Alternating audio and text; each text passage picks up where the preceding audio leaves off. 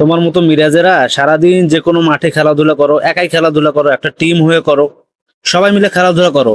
দেখি কোন স্পন্সর আর কোন আইসিসি তোমাদেরকে টাকা দেয়। সরকার এবং বিসিবির মাধ্যমে তোমাদের কাছে টাকাটা আসে। বিসিবি নাই, সরকারের এখানে কোনো মদদ নাই, সেক্ষেত্রে স্পন্সর আর আইসিসি তোমাদেরকে কি টাকা দিবে ভাইয়া? এই ধরনের বক্তব্য কিভাবে বলো তোমরা?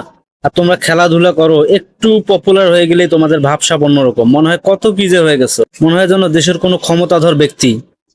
তোমাদের ভাবসাব অন্যরকম হয়ে যায়, চাল চলন, তোমাদের স্ট্যাটাস, এই সবকিছুই হচ্ছে সরকার এবং বিসিবির কারণেই।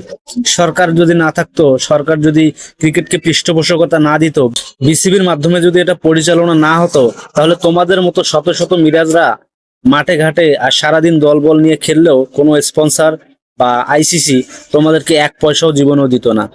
সারা জীবন খেলেই যেতে হইতো, টাকা আর কখনো চোখে দেখা লাগতো না। ঠিক আছে, তোমরা ইনকাম করোই সরকার আর বিসিবির মাধ্যমে। আর এখন আইসিসি আর স্পন্সর তোমাদেরকে টাকা দেয়, তো যাও তাদের কাছে গিয়ে টাকা চাও।